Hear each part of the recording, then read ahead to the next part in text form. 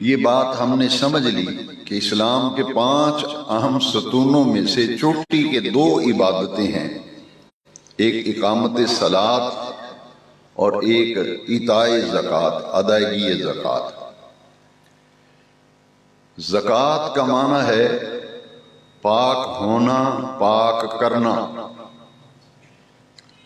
اسلام یہ چاہتا ہے کہ وہ لوگ جن کو اللہ کریم نے مال اور دولت سے نوازا ہے، وہ معاشرے کے اندر وہ لوگ جن کے مالی حالات اچھے نہیں، جن کی گزر اوقات مشکل سے ہوتی ہے، ان محتاج لوگوں اور ضرورت مند لوگوں کا حصہ اللہ کریم نے مالدار لوگوں کے مال میں ان کا حصہ رکھ دیا۔ وہ حصہ نکالنا ہوگا۔ اس کی ایک صورت تو ہے ادائیگی زکوٰۃ، اور دوسری صورت یہ ہے کہ صرف زکوٰۃ نکال دینا ہی کافی نہیں، بلکہ اس کے علاوہ بھی موقع بموقع اللہ تبارک و تعالیٰ کا دیا ہوا مال ان لوگوں پہ خرچ کیا جائے جن کا حصہ اللہ تبارک و تعالیٰ نے ہماری روزی میں رکھا ہے۔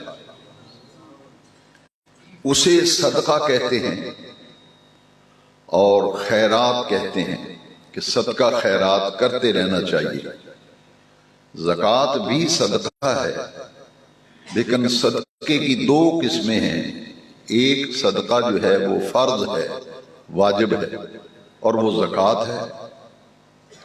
زکوٰۃ فرض ہے ہر صاحب نصاب پر، جو صاحب نصاب نہیں ہے اس پر تو زکوٰۃ فرض ہی نہیں۔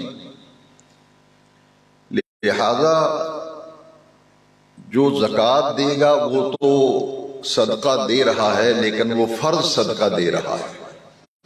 ایک صدقہ ہے نفلی صدقہ کہ جو اس پہ فرض تو نہیں، لیکن ان کو اللہ کریم نے مال میں اتنی برکت دی ہے کہ وہ لوگوں پہ خرچ کر سکتا ہے، پھر اس کے لیے نفلی صدقات رکھے گئے ہیں کہ اپنے مال میں سے محتاجوں، ضرورت مندوں، فقیر، مسکین، بیوہ عورتیں، یتیم بچے، ان پر خرچ کیا جائے اور ان پہ مال لگایا جائے۔ اسے کہتے ہیں نفلی صدقہ اور نفلی خیرات۔ زکوٰۃ جو ہے یہ ایسا صدقہ ہے جو کہ صاحب نصاب پر فرض ہے۔ اس کی اہمیت کا اندازہ اس آیت کریمہ سے ہم بخوبی لگا سکتے ہیں کہ اللہ سبحانہ و تعالی نے اپنے محبوب کریم علیہ السلام کو اپنے غلاموں سے زکوٰۃ وصول کرنے کا حکم دیا کہ ان سے زکوٰۃ وصول کیجئے،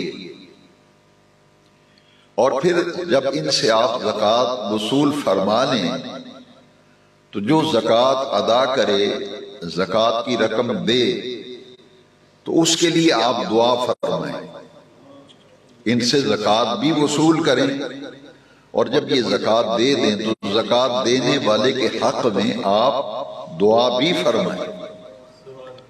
وہ آیت کریمہ کا مضمون بڑے غور سے سنیے۔ خذ من اموالہم، خذ کا معنی ہے لینا، پکڑنا۔ آپ مجھے کوئی چیز پکڑاتے ہیں تو اس کے لیے عربی کا لفظ خذ استعمال ہوتا ہے۔ تو اللہ کریم نے فرمایا خذ من اموالہم، ان کے مالوں میں سے وصول کیجئے، صدقۃ، ان سے صدقہ وصول کیجئے۔ اس آیت کریمہ میں جو صدقے کا لفظ آیا، مفسرین کرام نے لکھا کہ اس سے مراد فرض صدقہ ہے جسے دین اسلام میں زکوٰۃ کا نام دیا گیا۔